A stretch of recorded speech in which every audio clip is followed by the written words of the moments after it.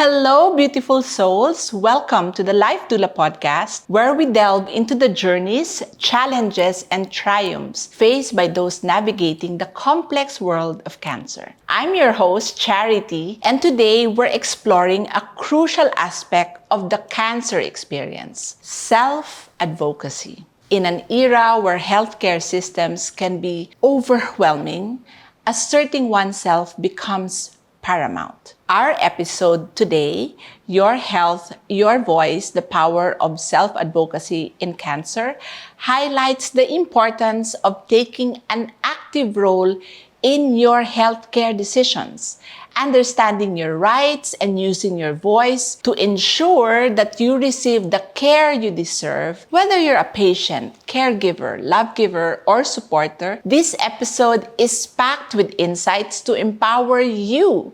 So let's dive in.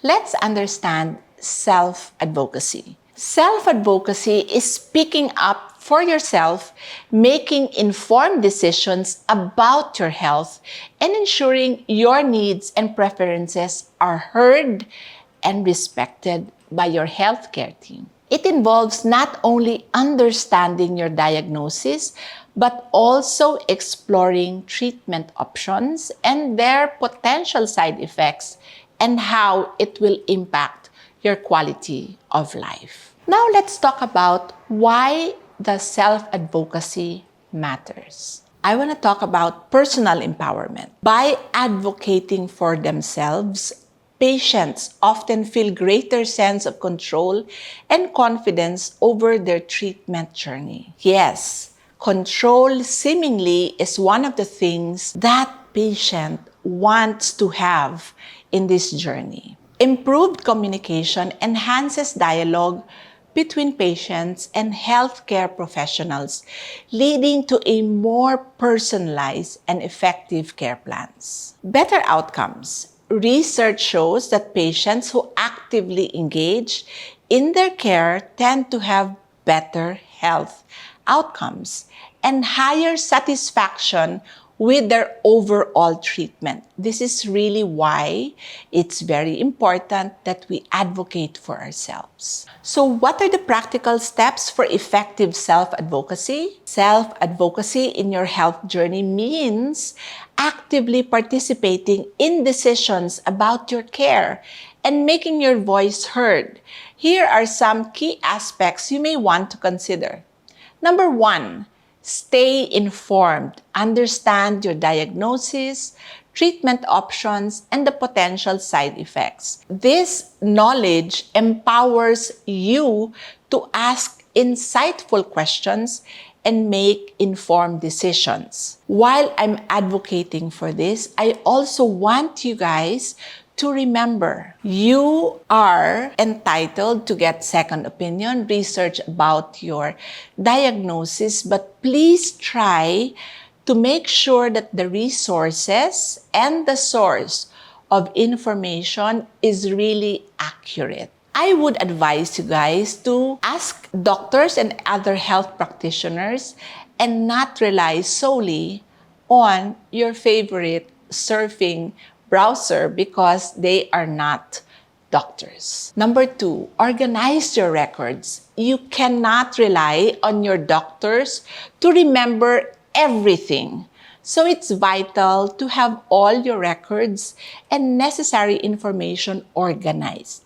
Have your own copies of test results. Put them in an organized fashion. I remember that during my time in 2016, I had my own folder. Whether it's digital or actual folder, I had a certain place where all the information about test results are all in place. And this includes medical history, test results, and even notes from previous appointments. Ensure timely communication. Part of advocating for yourself is pushing for a speedy response from your healthcare team when you have concerns or questions. I have been known by my medical team before to really go through the different channels to be able to get the answer that I need. Do not hesitate to follow up if you haven't received a response. It's okay to push the envelope a little bit further just to get the response that you need from people who are working with you in your cancer journey. Express your preferences. It's crucial that your choices and decisions are known to both your family and your medical team. And I want to talk about this in a very upfront way. Making decisions about how you want to be treated medically is very important. It is not gory, it is not attracting negative energy, but these decisions are very crucial. Ensure they understand your values and treatment preferences to align the recommendation with your wishes. Remember, ultimately, it is your decision. It's not your family's, it's not your medical team, but it is your decision that will be respected at the end of the day.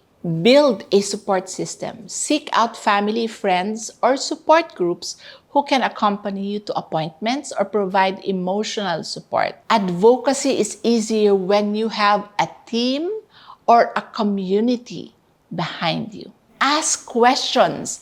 Never hesitate to ask questions. Having said that, you can request for clarification about any part of your care that you need understanding. An informed patient is an empowered patient. I have a tip for you.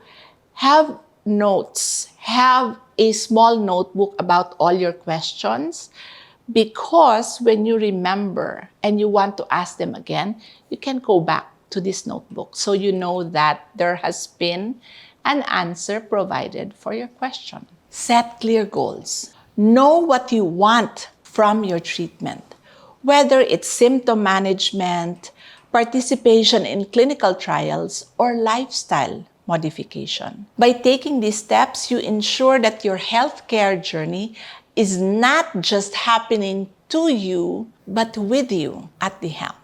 There are barriers to overcome in the self-advocacy phase. Discuss the emotional and practical challenges you face, such as anxiety, fatigue, or lack of knowledge, and propose strategies to overcome them.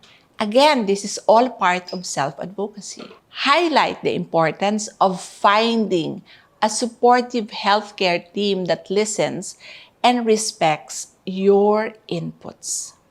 And I just want to mention, part of self-advocacy is you aligning with what you want, whether it is changing your medical oncologist or recreating another team that will support you. Changing treatment approach is also your prerogative. This is all part of you advocating for yourself. Remember, this is your body, it's your life, so you have to be actively advocating for yourself. As we wrap up today's episode on self-advocacy, remember that your voice is your greatest asset in the cancer journey. By empowering yourself with knowledge, building a strong support system, and actively participating in your care decisions, you pave the way for a more positive and personalized treatment experience. Thank you for joining us on the Life Doula Podcast. If you found this episode insightful, be sure to subscribe and share it with those who might benefit. Stay strong, keep advocating, and remember, you are never alone in this journey. Until next time,